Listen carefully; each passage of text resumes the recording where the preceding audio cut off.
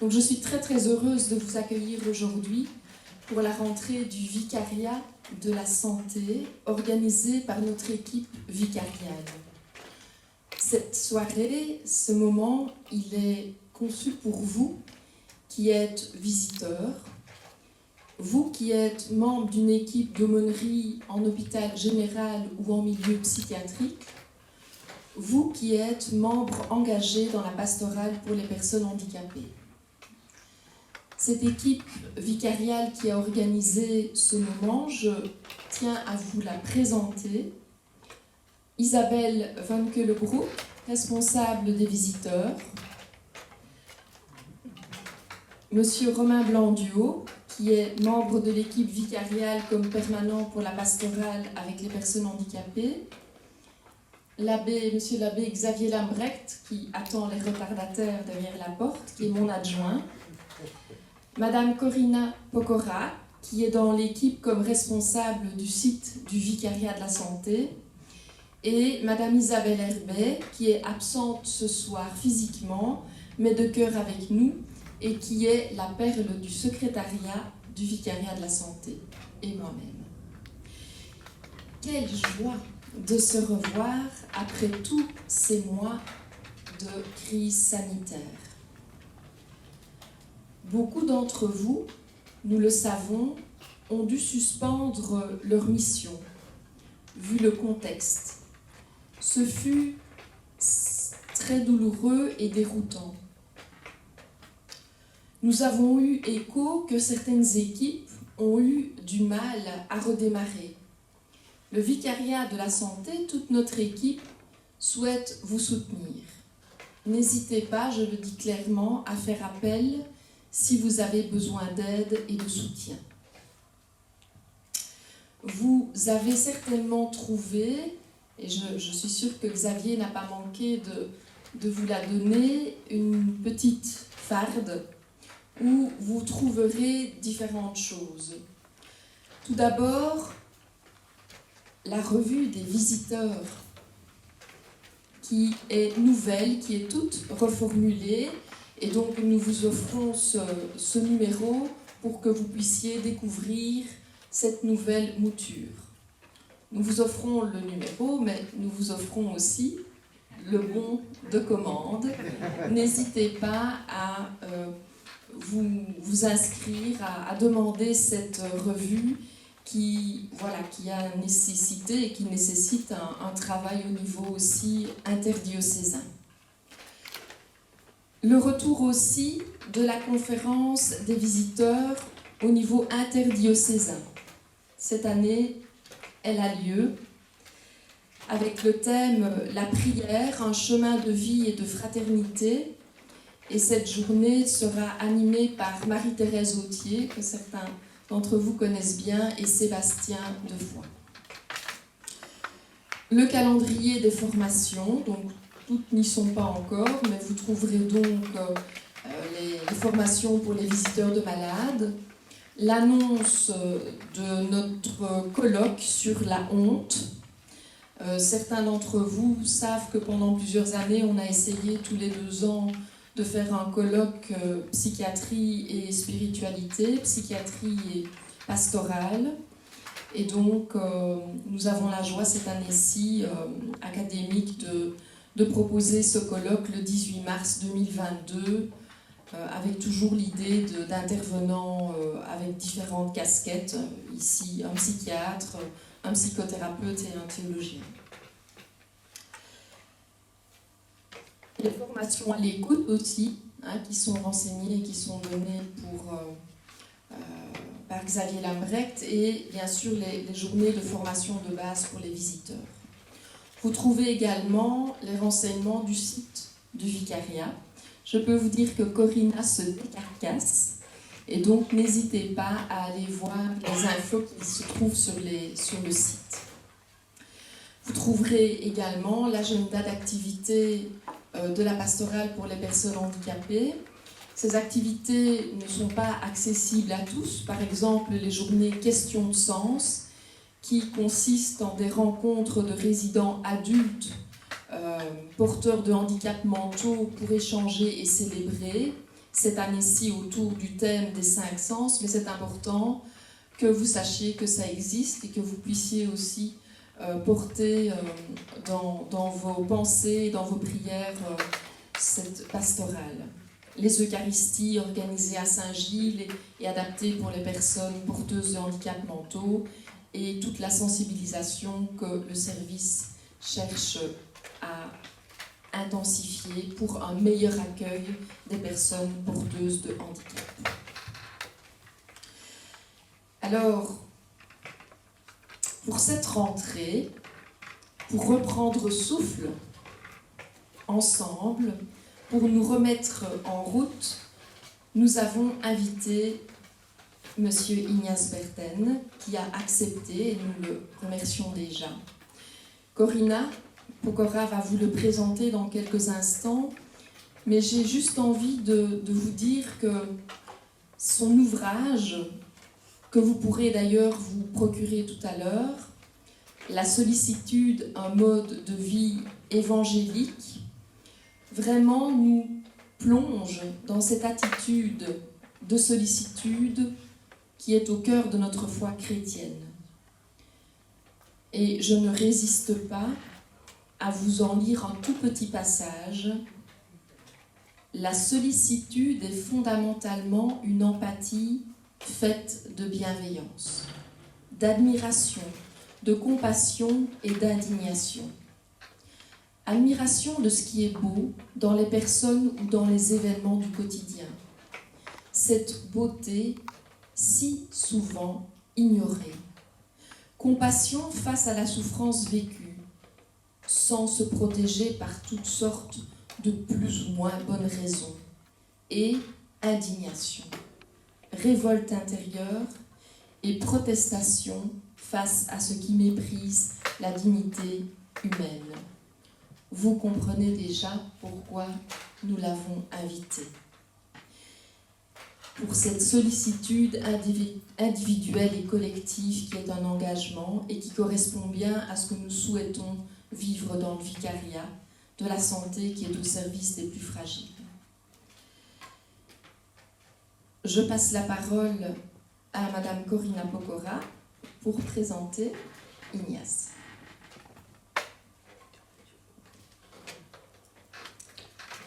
Bonsoir, bienvenue à vous tous. Ce soir, j'ai l'immense plaisir de vous présenter Frère Ignace.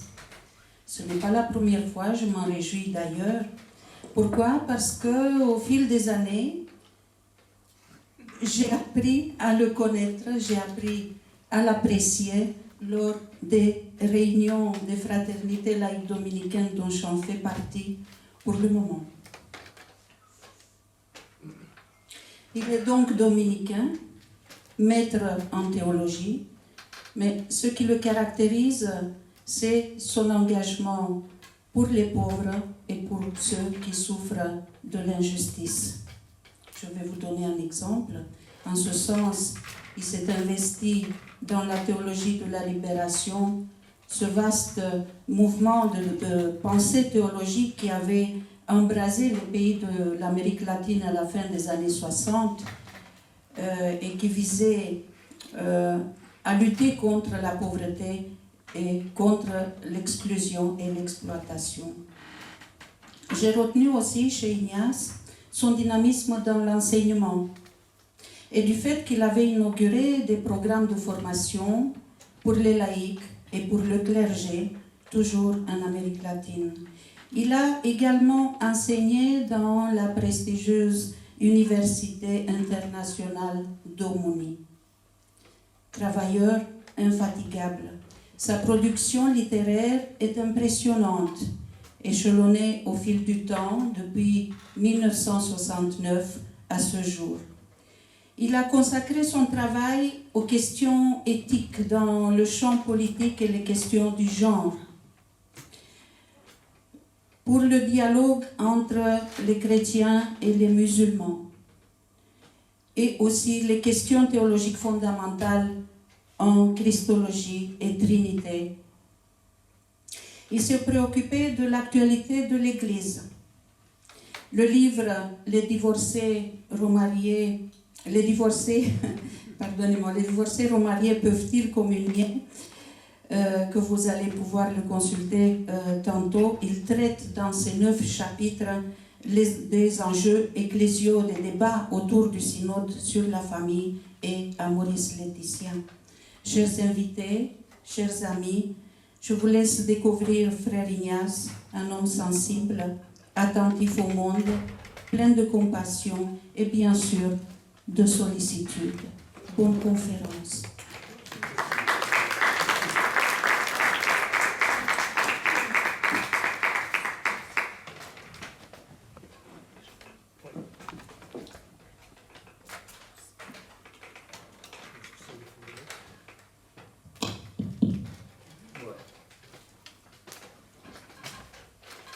Bonsoir à toutes et tous. Je suis heureux de répondre à cette demande qui m'est adressée par la pastorale de la santé autour de ce thème de la sollicitude. Et je voudrais m'exprimer en 2 temps. Le premier, de quoi parle-t-on quand on parle de sollicitude?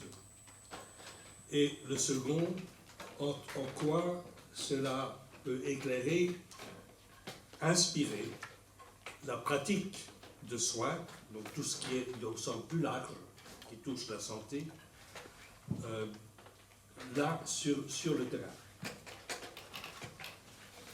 Dans la première partie, de quoi parle-t-on? Pour celles et ceux qui ont lu mon livre, c'est un peu à résumer. On peut constater que le mot sollicitude avait quasi disparu du français courant, et j'ai choisi, ça fait un certain nombre d'années déjà, précisément parce qu'il est peu utilisé. Et peu utilisé, de ce fait, ce mot est assez plastique quant à son sens, pas trop déterminé, ce qui permet d'amplifier un peu son sens. Mais je constate que plus récemment, ce mot, aujourd'hui, est davantage utilisé. Alors, de quel sens ce mot est-il pour moi porteur? La sollicitude est tout à la fois une attitude éthique et spirituelle et une pratique multidimensionnelle, les deux étant liés. Dans un premier temps, donc, je précise certaines dimensions de la sollicitude, et dans le second, la place dans la pratique de soins. Et parce que nous nous situons ici dans un contexte pastoral, je relie chacune des dimensions de la sollicitude à la pratique de Jésus, telle que se révèle dans les évangiles.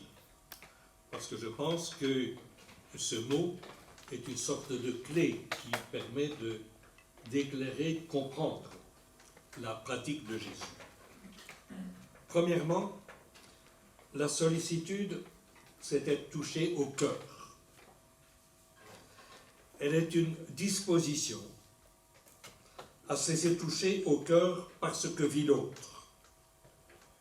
Cet autre peut être la personne rencontrée ou avec qui on est en relation, et ça joue fort évidemment sur le terrain de la santé, mais aussi ça peut être un groupe humain, une catégorie déterminée de personnes.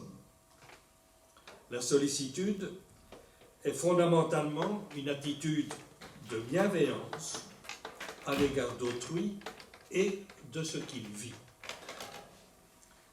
D'abord positivement, elle est capable d'admiration et d'émerveillement.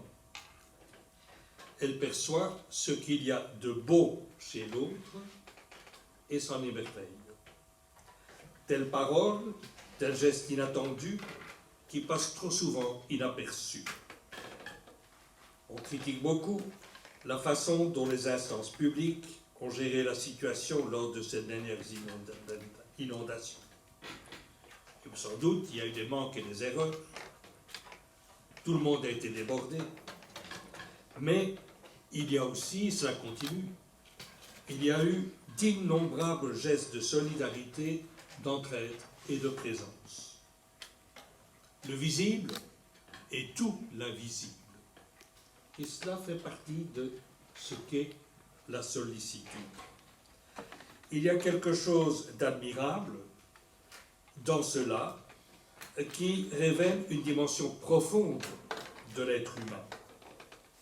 Cette entraide était expression de sollicitude, mais le regard qui valorise tout cela est aussi de l'ordre de la sollicitude.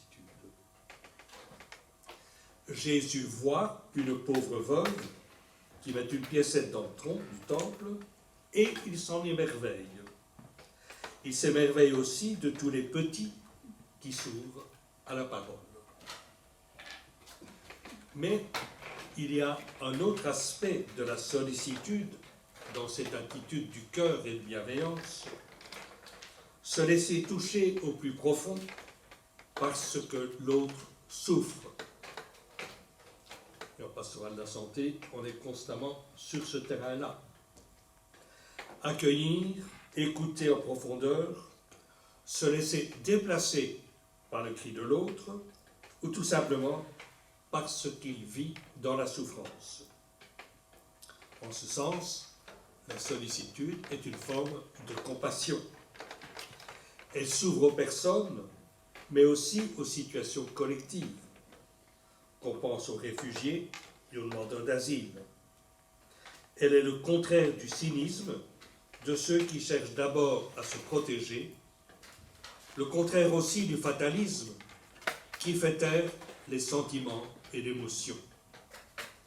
Le pape François est une expression forte aujourd'hui de cette sollicitude vis-à-vis des réfugiés. Une petite citation en ce sens de Helder Camara.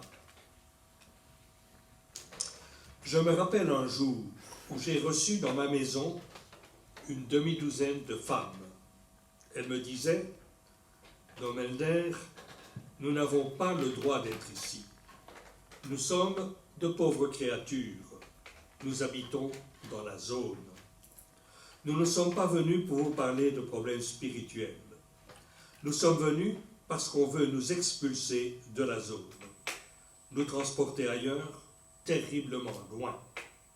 Ce sera impossible si nous devons être loin. Nous savons, Dom Helder, que vous serez peut-être capable de nous défendre. Nous n'avons personne pour nous défendre. » Je trouvais formidable la confiance de ces pauvres sœurs. Nous les appelons pécheresses. Pécheresses. Comme si nous n'avions pas tous nos péchés, toutes nos faiblesses. Chez nous, on les appelle souvent aussi les filles de joie. Pourtant, elles sont tellement écrasées. J'étais ravi de la confiance avec laquelle elles me demandaient de les défendre.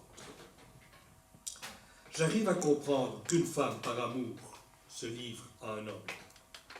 Mais que des femmes soient exploitées, manipulées par des souteneurs, pour servir à n'importe quel homme qui passe et qui s'en sert pour faire ce qu'il ne ferait pas à son épouse. Alors j'ai dit, avant de vous répondre, je désire vous montrer un passage de l'Évangile.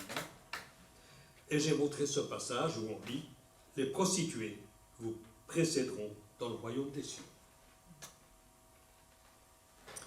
Jésus se laisse toucher au cœur par le cri de ceux qu'il rencontre sur son chemin, mais aussi plus largement par la condition de vie de ceux que l'Évangile nomme les pauvres et les pécheurs.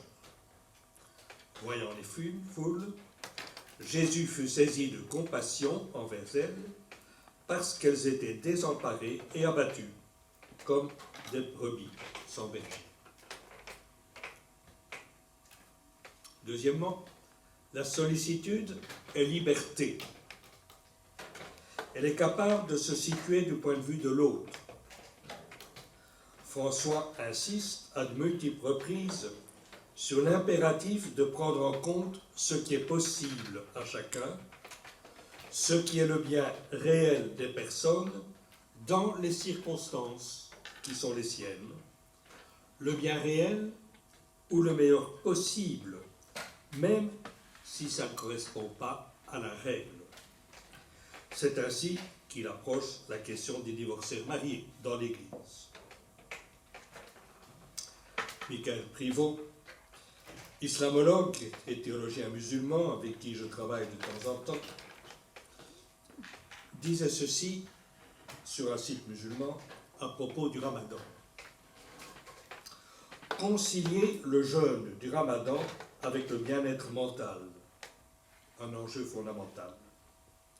Si les autorités religieuses musulmanes ont globalement fait preuve de discernement et mis à profit l'arsenal jurisprudentiel et l'imaginaire islamique classique pour soutenir les mesures sanitaires visant à réduire la propagation du virus et de sauver les vies, elles semblent pourtant n'avoir accordé que très peu d'attention à la question du bien-être mental durant le jeûne.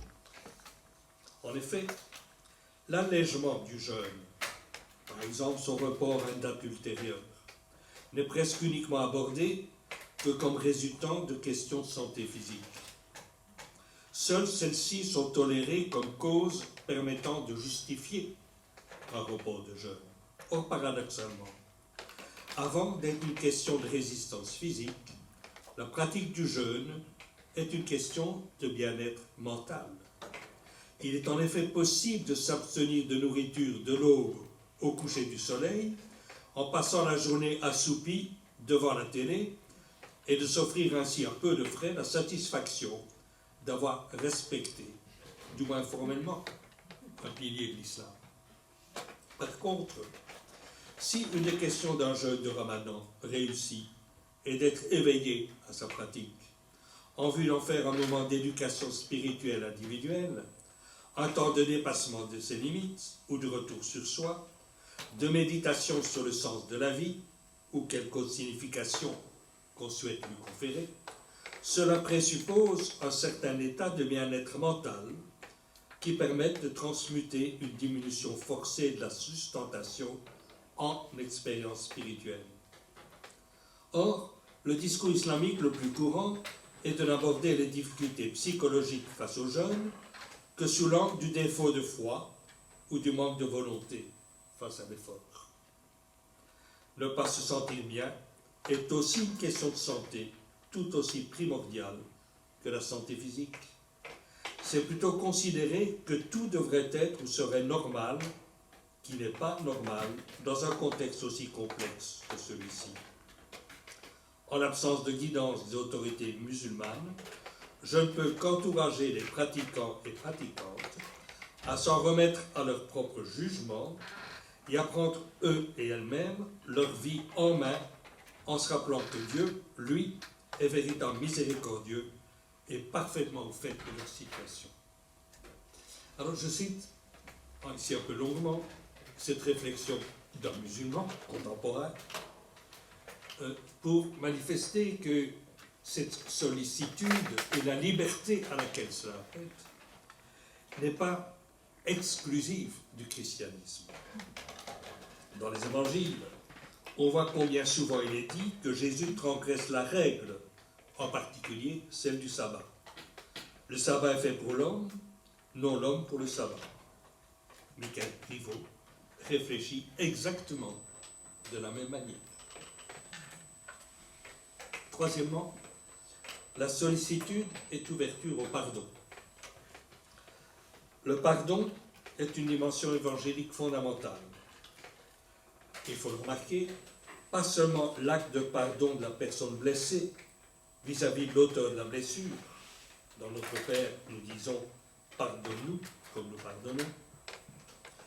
Mais il y a aussi le pardon offert à la personne enfermée dans la culpabilité, tant en raison de l'accusation de sa propre conscience que du regard des autres sur elle. Jésus offre à la personne la réconciliation de la personne avec elle-même, avec les autres et avec Dieu. Par cet acte, la sollicitude restaure la personne dans sa propre dignité humaine. Cette offre de pardon, de réconciliation, est aussi une attitude proprement humaine. Il y a des exemples en dehors de la pratique évangélique. Et il y en a quelque chose de fondamental. J'y reviendrai. Quatrièmement, la sollicitude voit les invisibles. Par la qualité de la présence, elle perçoit ce que les gens demandent et attendent au-delà même du geste et de la parole. Elle va à la rencontre des personnes et se fait présente à la souffrance et à la demande, même quand celle-ci n'est pas exprimée. Pour ceux qui habitent les quartiers riches, les secteurs de la population qui vivent dans les quartiers pauvres sont invisibles. On ne sait rien de ce qu'ils vivent et on passe à côté des mendiants comme s'ils n'étaient pas là.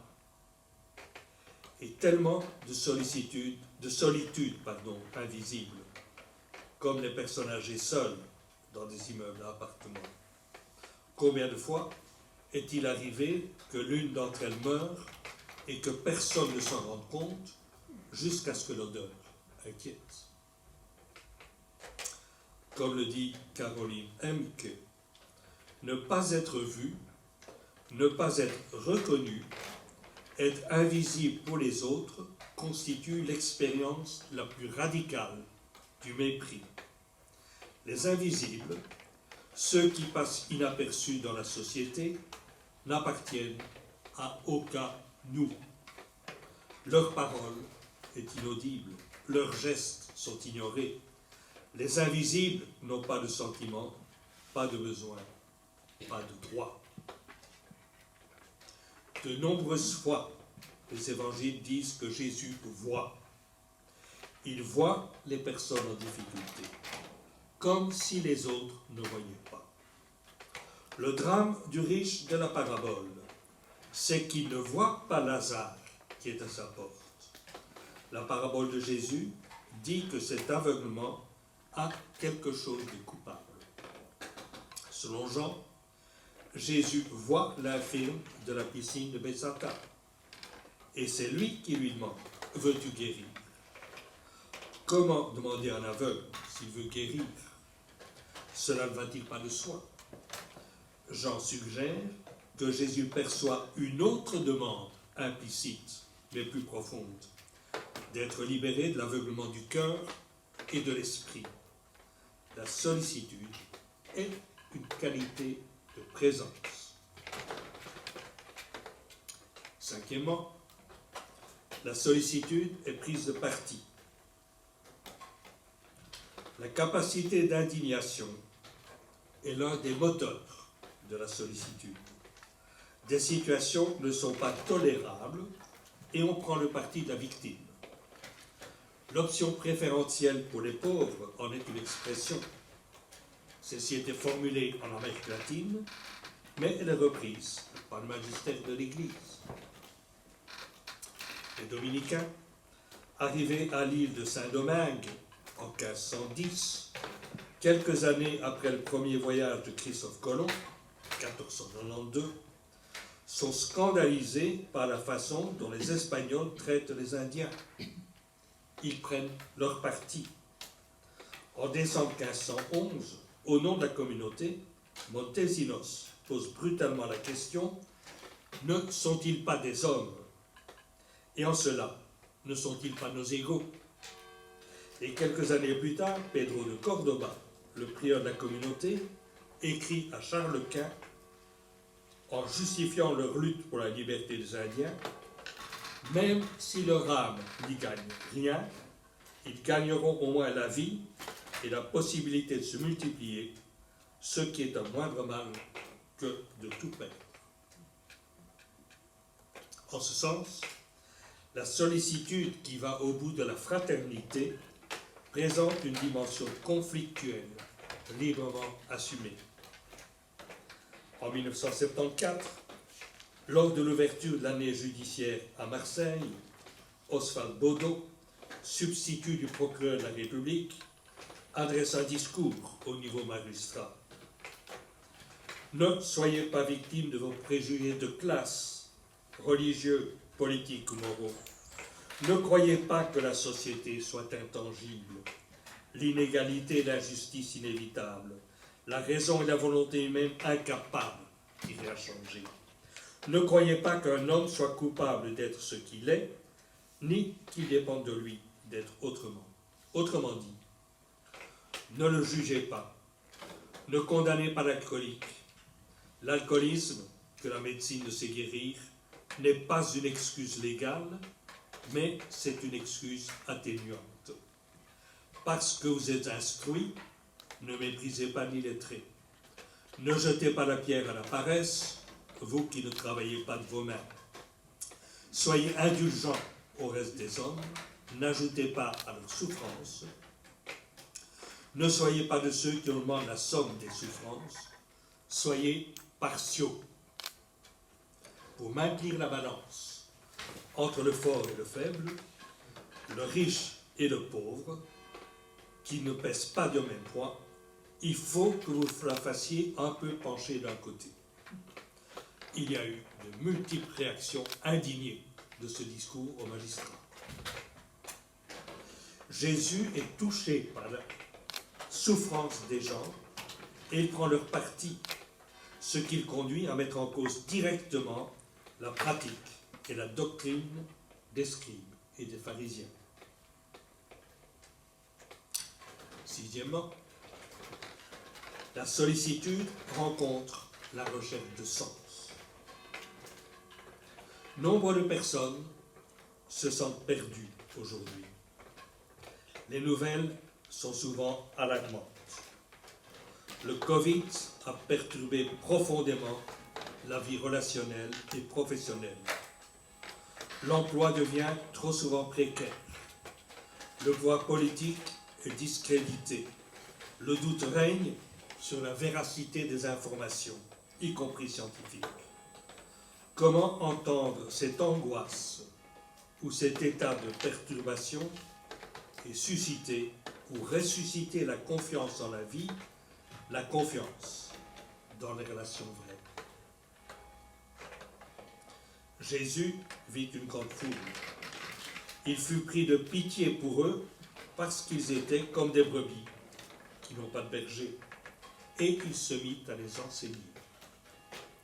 Jésus agit, mais aussi il parle, une parole qui rejoint les gens parce que leur détresse est perçue et rejointe, une parole qui est libératrice pour eux. Enfin, septième point, la sollicitude est modeste. Face à tant de situations inacceptables, tant de souffrances, tant d'appels, on se sent souvent largement impuissant. La tentation d'un certain fatalisme est toujours là. À quoi bon? La sollicitude assume notre condition humaine, notre finitude. Nous ne sommes pas tout-puissants. Nous ne sommes pas non plus impuissants. Des choses sont à notre portée, des gestes dans le quotidien, des paroles, des participations à des associations animées par un esprit de solidarité ou de fraternité. Jésus n'était pas tout-puissant non plus. Il a guéri quelques personnes. Il a offert le pardon à quelques personnes. Mais tous ceux qui n'étaient pas sur son chemin. Et s'il n'a pas allégé le joug ni l'occupation romaine, ni du temple, il a ouvert un chemin de liberté et de dignité pour ceux qu'il rencontrait et étaient prêts à entendre sa parole. À l'image de Zachée, qui est bouleversé, surpris de la visite de Jésus et qui trouve un chemin de bonheur dans la justice et le partage. Alors à partir de là, quel rapport entre sollicitude et soin ou santé? La sollicitude est une dimension éthique et spirituelle essentielle de la pratique de soins dans sa dimension la plus large, que cette pratique soit médicale, infirmière ou pastorale. Premier point, la personne humaine est fragile. L'être humain est un être fragile et vulnérable. Il n'acquiert les capacités constitutives de son humanité que dans et par la relation. Pour une part, c'est déjà vrai au cours de la gestation. Mais c'est encore bien plus à partir de la naissance.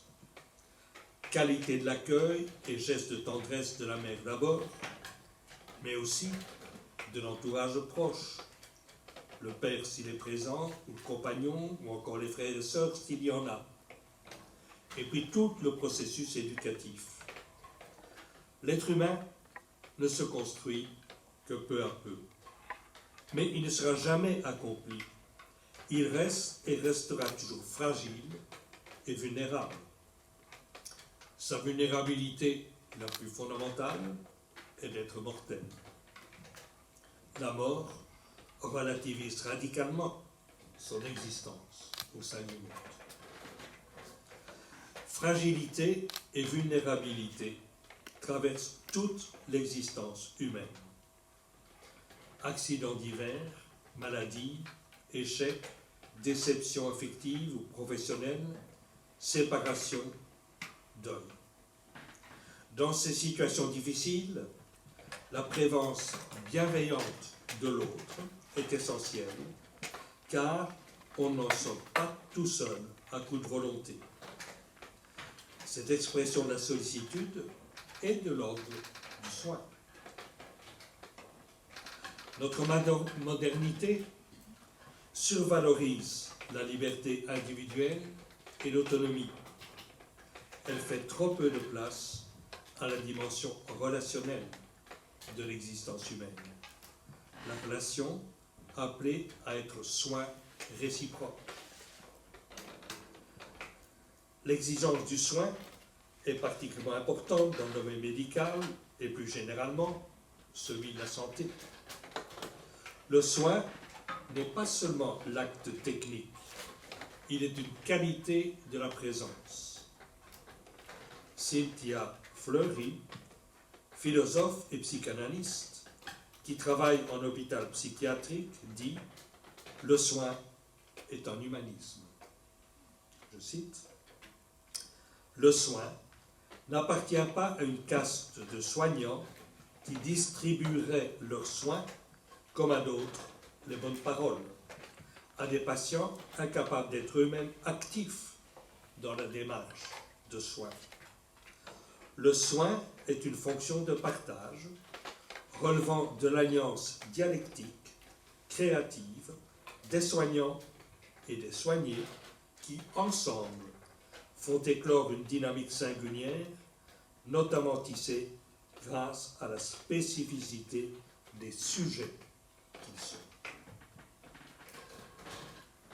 Fleury insiste fortement sur la sollicitude dans la relation de soins, à la fois savoir-faire et savoir-être, qui évite la chosification de la personne malade ou handicapée. Et quand il n'y a pas de guérison possible, dans le cadre de maladies chroniques par exemple, le soin est ce qui aide à vivre positivement avec ce mal, son expression, une alliance dialectique, créative des soignants et des soignés est très forte.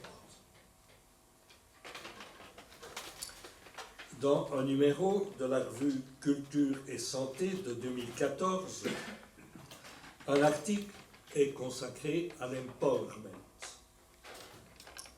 Cite, l'empowerment est un processus ou une approche qui vise à permettre aux individus, aux communautés, aux organisations d'avoir plus de pouvoir d'action et de décision, plus d'influence sur leur environnement et leur vie. Cette démarche est appliquée dans nombre de domaines, le social, la santé, l'économie, la politique, le développement, l'emploi, le logement, et s'adresse très souvent aux victimes d'inégalités sociales, économiques, de genre racial. Chaque individu, chaque communauté, où qu'il se situe dans l'échelle sociale, possède un potentiel, des ressources, et doit pouvoir utiliser celles-ci pour améliorer ses conditions d'existence et tracer la route vers plus d'équité. Dans le véritable soin, la relation n'est pas à sens unique. Bien sûr, il y a asymétrie, qui peut être très forte, mais il y a nécessaire réciprocité. Une certaine médecine hospitalière, de plus en plus technique, oublie trop souvent cette dimension au détriment de l'objectif qui est la guérison ou le mieux-être de la personne malade. Quand Jésus dit à l'homme paralysé « Lève-toi », quand il dit à cet autre dont la main est atrophiée « Étends la main », ou encore quand il libère la belle-mère de Pierre de sa fièvre, ne dit-il pas au fond « Tu as en toi les ressources pour vivre, lève-toi », et ça libère la personne et la met debout. Deuxièmement, dans cette relation de sollicitude, il y a soi-même comme être fragile. La relation de soin, dans la relation de soin, il importe de se reconnaître soi-même comme être fragile et vulnérable. Se soucier de soi, prendre soin de soi n'est pas une attitude égoïste ou égocentrique. Elle peut l'être quand ce souci est exagéré, prédominant, qu'il est de l'ordre narcissique et qu'on fait de soi le centre de tout. Cette tentation existe aujourd'hui. Se reconnaître fragile et vulnérable ne signifie pas se tenir pour moins que rien, comme tellement peu de choses qu'on cesse d'exister comme véritable sujet. Jésus, parlant du deuxième commandement, semblable au premier, dit « Tu aimeras ton prochain comme toi-même ». S'aimer soi-même, tel qu'on est, ne va pas toujours de soi. On n'aime pas son corps, on sous-estime ses capacités propres. La personne humiliée par le regard ou le comportement d'autrui, par les codes moraux de la culture ou de la religion, peut en venir à se mépriser elle-même. Le regard bienveillant de Jésus aide la personne à s'accepter et à grandir. Mais la personne est aussi par là appelée à y mettre du sien. Prends ton brancard et marche, va te montrer au prêtre. Prendre soin de soi, ce n'est ni minimiser ses forces, ni présumer de ses forces. Avoir l'humilité du possible en ayant une juste confiance en soi, d'où l'importance de la supervision, de l'aide d'autrui dans la pratique du soin. Prendre soin de soi, c'est encore prendre en charge sa santé dans la relation thérapeutique, oser être réellement sujet. Et lorsque les forces et la santé déclinent, prendre soin de soi et s'assumer en vérité, avec ses limites, tout en valorisant les richesses du possible, en particulier du point de vue relationnel. Dans la relation véritable de soin, ce sont deux fragilités qui se rencontrent et s'offrent pour se grandir mutuellement. Troisièmement, plus précisément, la sollicitude dans le soin. En conclusion, je voudrais reprendre l'une ou l'autre dimension de la sollicitude dans la pratique de soin. Il n'y a pas de soin véritable sans la disposition fondamentale à être touché au cœur. L'engagement dans la relation de soins n'est pas le choix d'une activité comme une autre. À la fois capacité d'émerveillement devant la richesse de l'inattendu de la part de la personne soignée, mais aussi sensibilité forte et discrète, écoutante de ce que souffre la personne, souffrance physique, mais aussi et souvent, plus encore, souffrance psychique et morale, effondrement de l'image de soi. Par la qualité de la présence et de l'écoute, la sollicitude perçoit les souffrances ou les questions invisibles. Lors de perdition, de capacité irréversible, il s'agit d'un accompagnement du processus de deuil, au sens où l'entend Jean-Michel Longuiot. Pouvoir renoncer à la vie d'avant parce que les pertes sont irréversibles pour renaître à ce que l'on est devenu. Dans la relation de soins, je pense qu'il y a quelque chose de fondamental à aider à faire cette démarche de deuil. Et dans la pratique de soins, je relie ici aussi deux dimensions de la sollicitude, l'offre de pardon et la liberté. L'écoute de la personne soignée peut révéler en elle une profonde blessure de l'ordre de la culpabilité, de la conscience du péché en termes chrétiens. La sollicitude est appelée à la liberté de l'offre du pardon au-delà de la possibilité ou non du sacrement de la réconciliation. Je t'en rends témoignage, Dieu, ici et maintenant, t'offre sa miséricorde et te pardonne. Il y a là un ministère ecclésial qui n'est pas le sacrement proprement dit, mais qui est bien de l'ordre sacramentaire. Cela demande un profond sens de la foi, une vraie liberté, mais aussi tact pour découvrir la force libératrice de paroles vraies. La parole de soin, dans la délicatesse de la présence et des gestes, dans l'écoute empathique, rejoint la quête de sens de la personne soignée. C'est vrai de façon générale pour la personne plus ou moins gravement malade. Les réflexions de Longuiot sur le deuil rejoignent bien cette question. Mais c'est particulièrement vrai dans la relation qui se noue dans les soins palliatifs.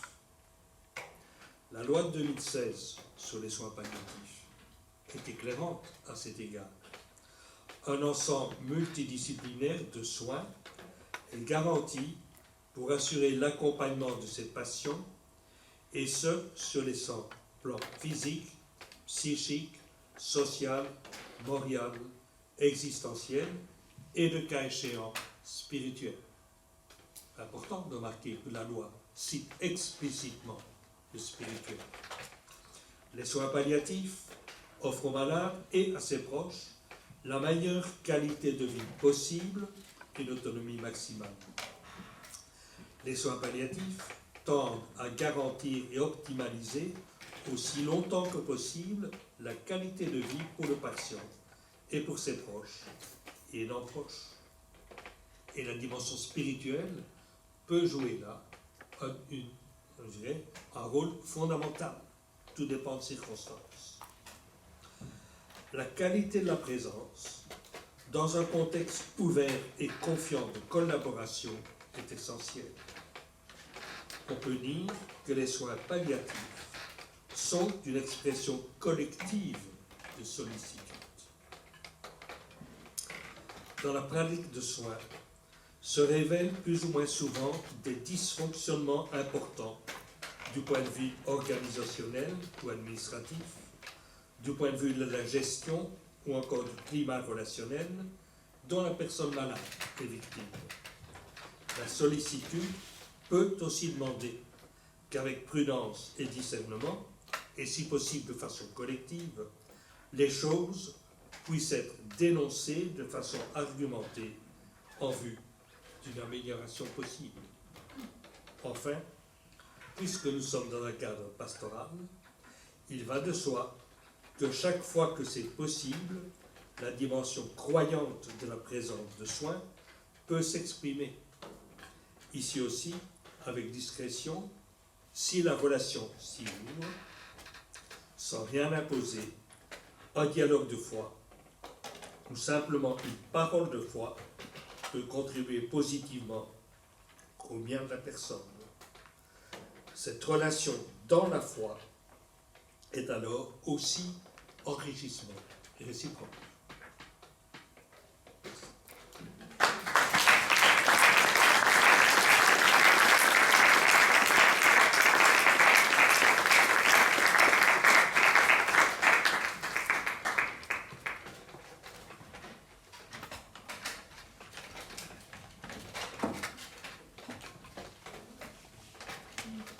Merci Ignace pour cette conférence. Nous avons encore un peu de temps avant notre moment de convivialité, avant de prendre ensemble un verre de l'amitié et un chips de la fraternité. Un temps pour échanger. Peut-être avez-vous l'une ou l'autre question à poser à notre conférencier. Peut-être avez-vous des réactions? N'hésitez pas, Isabelle va faire passer le micro.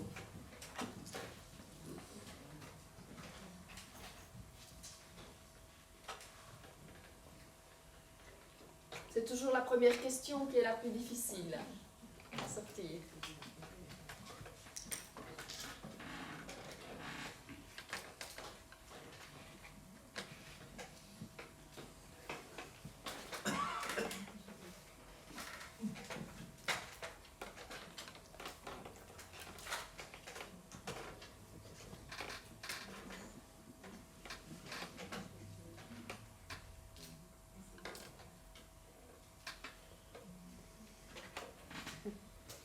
Je vous ai assommé.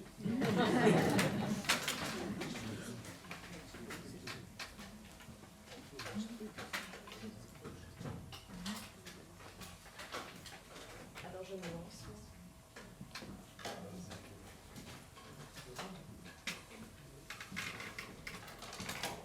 Quelque chose qui m'a frappée à la lecture de votre livre et aujourd'hui en vous réécoutant ici ce soir, cette question de la sollicitude qui voit les invisibles. Dans notre pastorale, on pourrait dire aussi que c'est extrêmement présent. On est quand même dans une société qui prône le jeunisme, qui prône l'efficacité, qui prône, comme vous disiez, la liberté. Et donc c'est une société où on peut se demander quelle est la place pour les personnes âgées, quelle est la place pour les personnes handicapées, quelle est la place pour les personnes malades ou les personnes aussi malades psychiquement. Donc cette sollicitude, elle voit les invisibles, elle leur donne la parole, peut-être aussi, dans cette capacité d'être sujet. L'Église parle souvent des malades, l'Église parle souvent des personnes fragiles. Est-ce que pour vous, la question est peut-être un peu provocante, mais est-ce que vraiment l'Église est là, dans ces lieux-là? Est-elle assez là?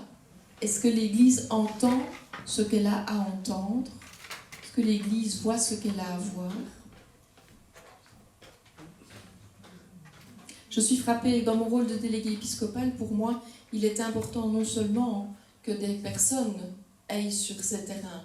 Et vous êtes là aujourd'hui et être ici ce soir, c'est aussi une occasion de vous remercier d'aller dans ces terrains-là.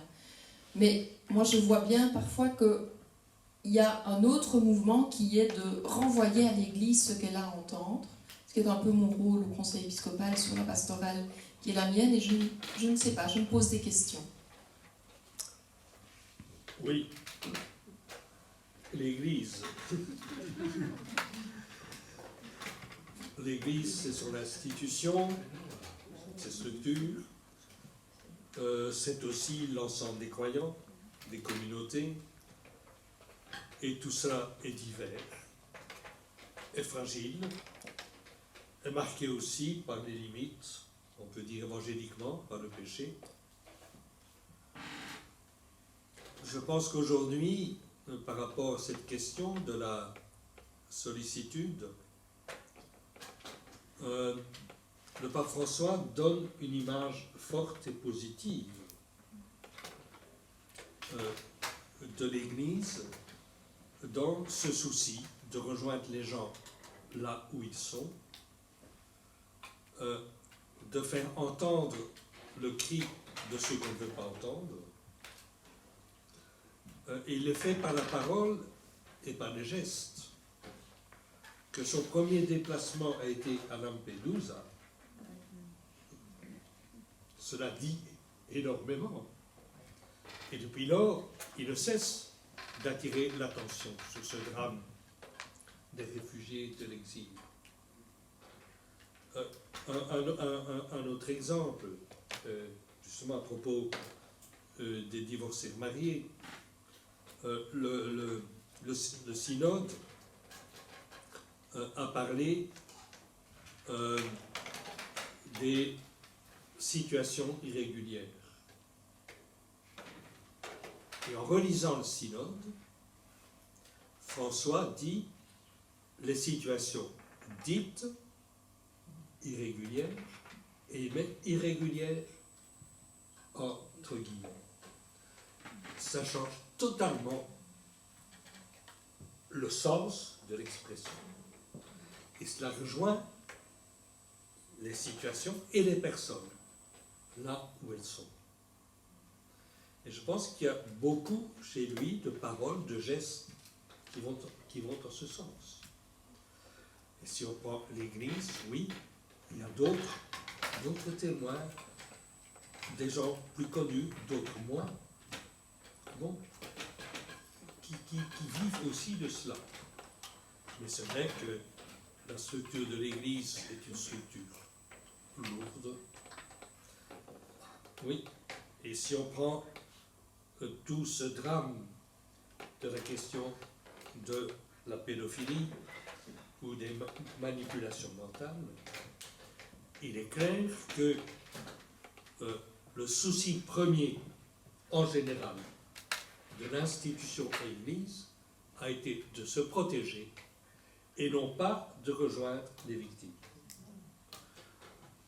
Ça commence à changer, mais il y a la nécessité, suite au cri des victimes, et certaines sont solidarisées, il y en a eu un déplacement, mais qui n'est pas encore vraiment complètement accompli. Donc on voit la tension et la difficulté aussi. Bon, c'est clair que l'attitude d'autoprotection de l'institution est le contraire même de ce qu'est la sollicitude.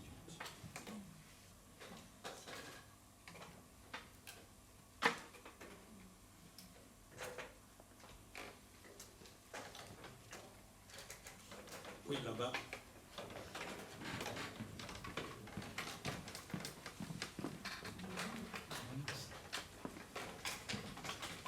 J'ai bien aimé l'assistance que vous avez soulignée. Tu aimeras ton prochain comme toi-même.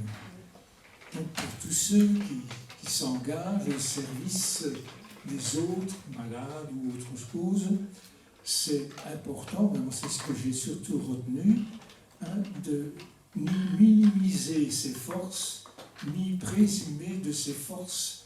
Et vous parliez de l'importance d'une supervision.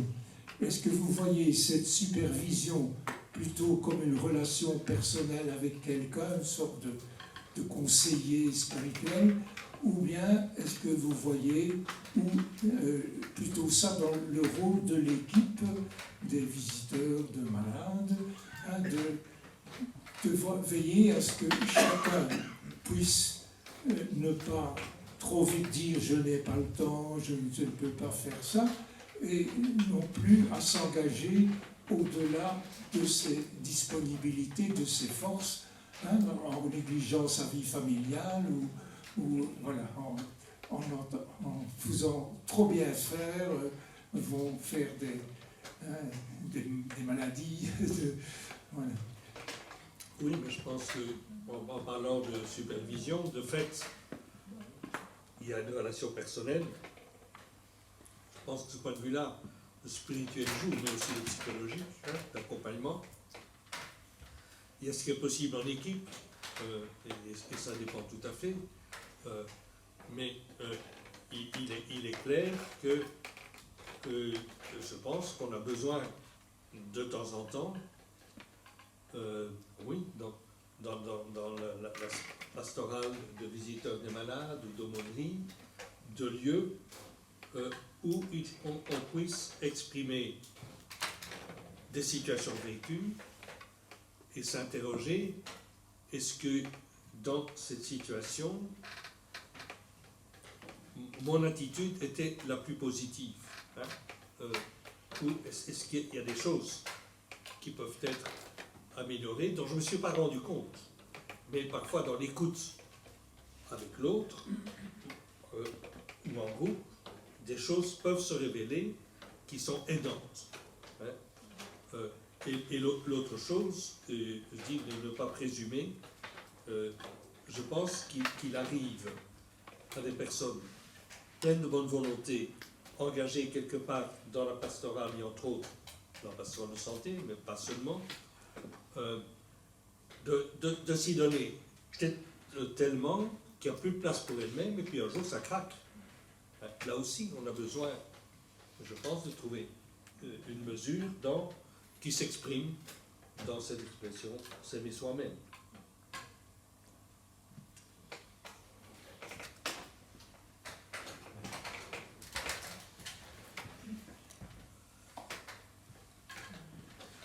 Moi, j'ai été frappé par la dimension de modestie. Et j'ai beaucoup aimé cette allusion à la... Nous ne sommes pas tous tout-puissants, mais nous ne sommes pas impuissants. Et alors je trouve que, sincèrement, avec l'image de Jésus-Christ, c'est vraiment quelque chose qui ne m'avait pas réellement frappé. Il a guéri quelques personnes. Et il a nourri aussi quelques personnes, mais pas tous. Et au-delà de ça, je me demandais, mais je pense que, je ne sais pas si on peut vraiment répondre à ça, mais qu'est-ce qui nous donnerait davantage la possibilité de croire que nous pouvons faire quelque chose? Parce que j'ai souvent le sentiment d'avoir autour de moi des gens, on ne sait rien y faire. Et comment, dans notre pastorale à nous, faire prendre conscience aux gens qu'ils peuvent faire quand même quelque chose. Oui, je pense que de fait, il y a là un enjeu, je dirais, de la prédication au sens le plus large. Hein. C'est que dans ce contexte où menace tellement le sentiment d'impuissance, c'est d'être capable de mettre le doigt sur les petites choses possibles, là où on est. Et il y a toujours des petites choses possibles. Alors, pour certains, ça peut les amener à prendre plus de responsabilités. Ça peut être dans le monde pastoral, dans le monde associatif. Tout ce qui se fait aujourd'hui dans le monde associatif, c'est quand même assez remarquable. Ou aussi à prendre des responsabilités politiques. Hein. Mais chacun aussi à la mesure de ce que chacun est capable. Mais les capacités, on les acquiert aussi progressivement.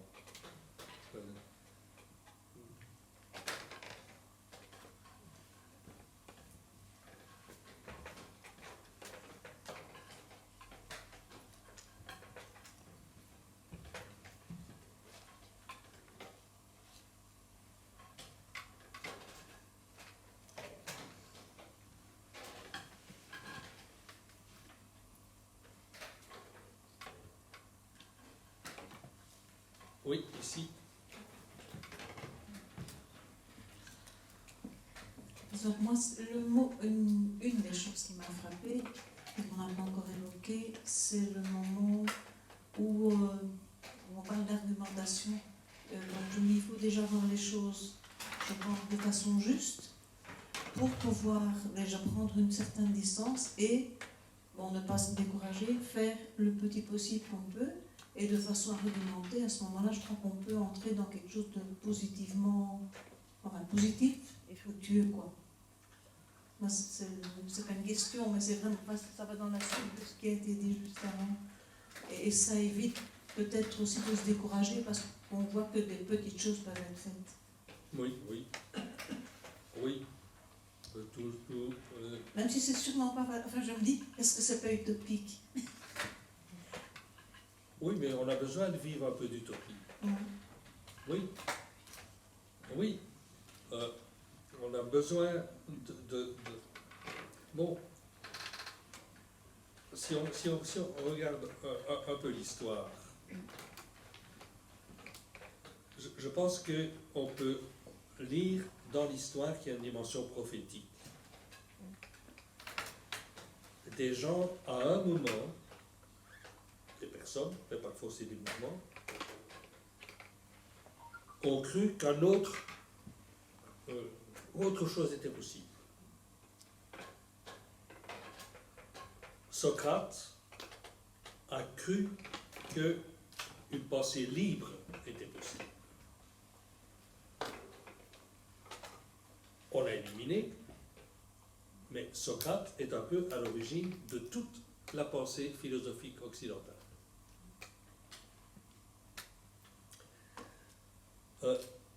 Des gens comme Gandhi, Martin Luther King, ont cru que la non-violence pouvait être une force. Et la non-violence, il y a encore beaucoup à faire, mais est devenu un mouvement. Dans les conditions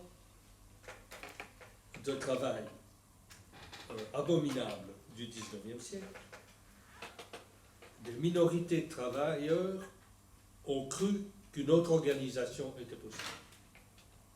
Ils ont organisé les premières grèves, ils ont mis en place les premières caisses de solidarité. C'est à eux que nous devons notre sécurité sociale. Ils ont cru que c'était possible, certains en sont morts.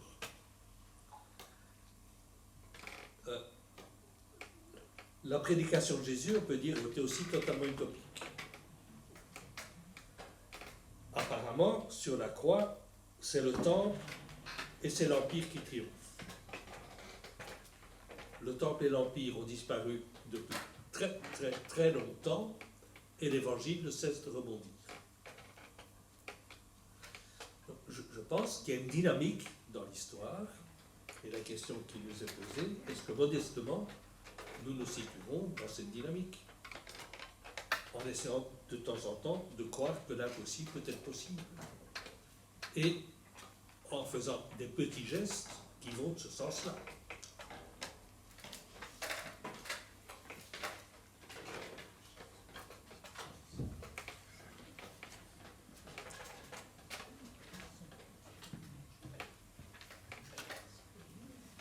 Oui, bonsoir. Je suis visiteuse de malades à domicile depuis plusieurs années, mais assez récemment en maison de repos. Et je suis confrontée à beaucoup plus de personnes qui sont confuses et désorientées.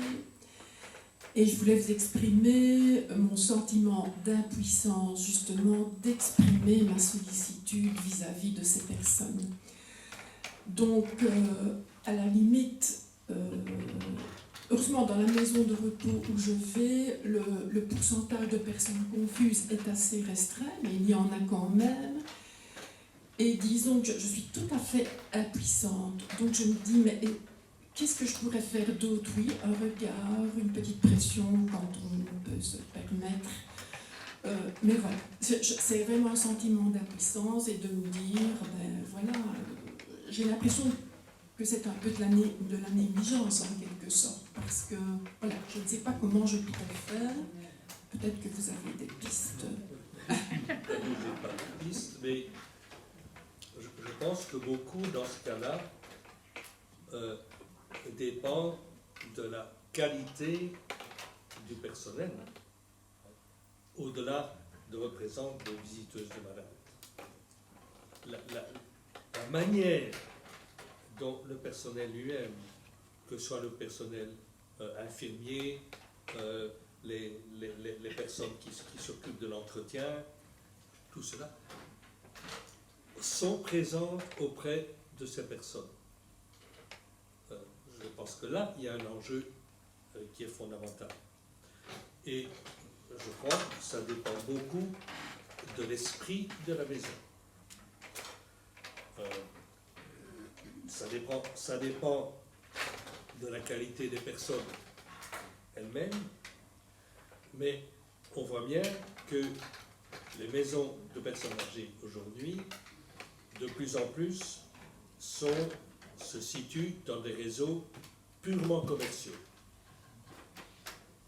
Et dans ce contexte-là, il est plus difficile, je pense, d'exercer cette qualité, parce que les exigences de rentabilité sont premières. De ce que je connais, au moins dans 2 endroits, dans des homes du CPAS, où il n'y a pas la même pression, et où le directeur est une personne, pour moi, d'une qualité extraordinaire, il n'y a plus d'espace pour ce genre de choses. Ça, il faut aussi tenir compte de ça.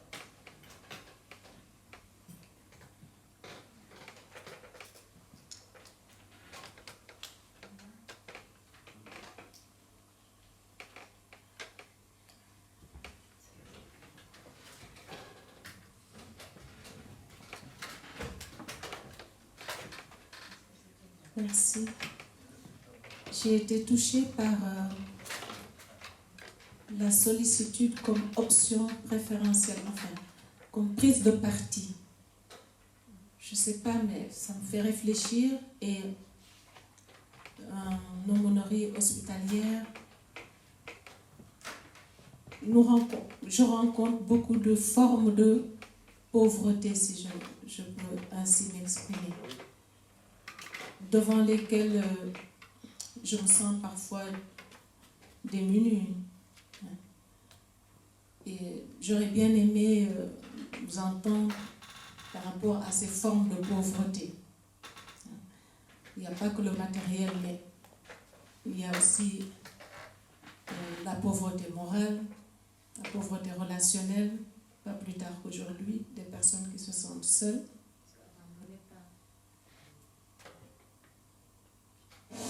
N'ayant pas de famille ou n'ayant pas de visite, etc.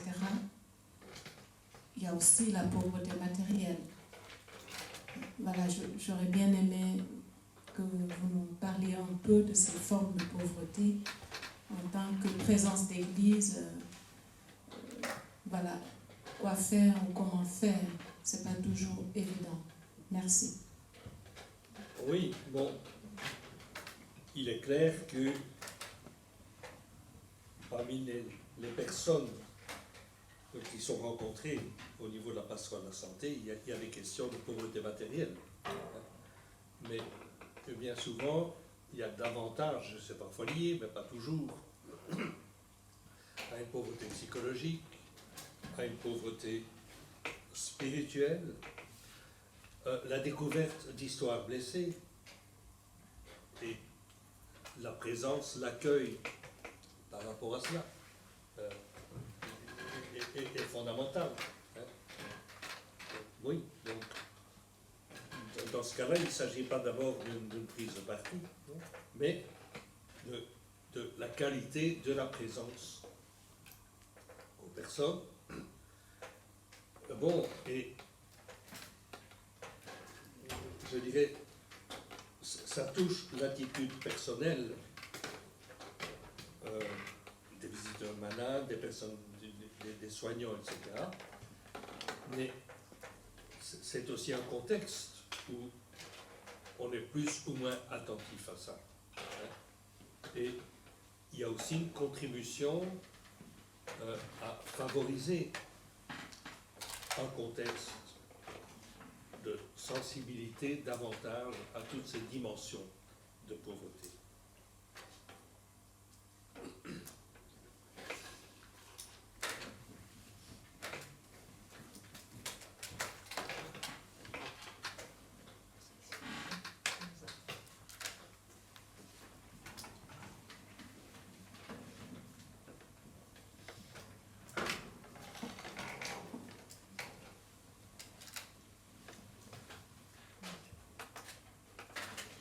Il nous reste, Ignace, à vous remercier très très chaleureusement. Être touché au cœur, je crois qu'on l'est aussi ici ce soir. On est touché aussi par votre prise de parole. Modestie, recherche de sens, voir les invisibles, qualité de présence. Oser être réellement sujet, se grandir mutuellement.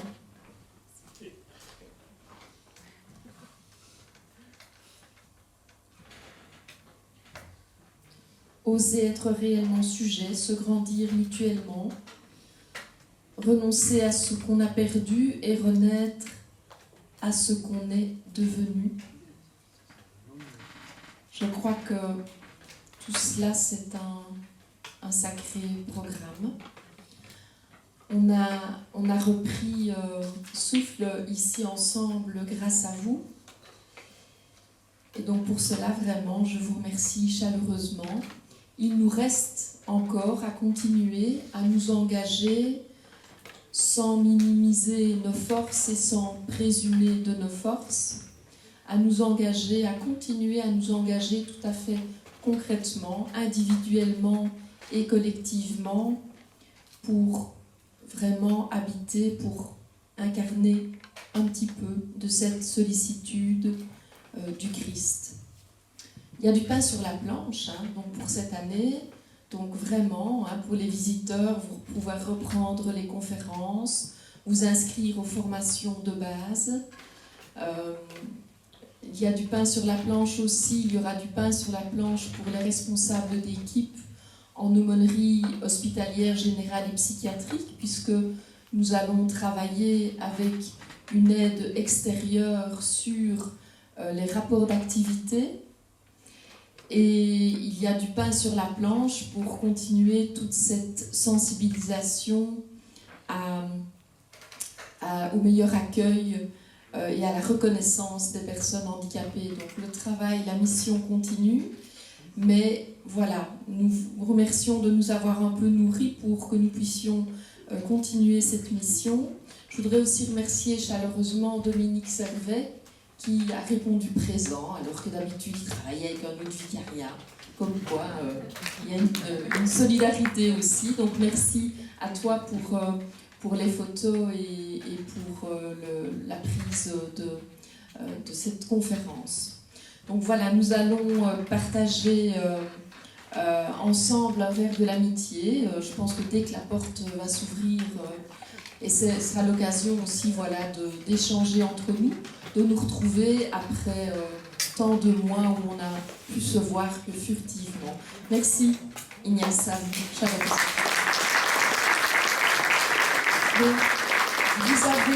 Vous avez pris goût certainement à la parole d'Ignace, donc vous pouvez vous procurer certains de ses ouvrages, mais j'ai le grand plaisir aussi de vous annoncer son ouvrage à venir, qui va bientôt paraître aux éditions du Cerf, avec un titre largement prometteur, « Quand la vie déplace la pensée croyante, mémoire d'un théologien ». Donc voilà, de quoi vous... Ah pardon. Quand la vie déplace la pensée croyante, mémoire d'un théologien aux éditions du Cerf. De quoi vous réinviter bientôt.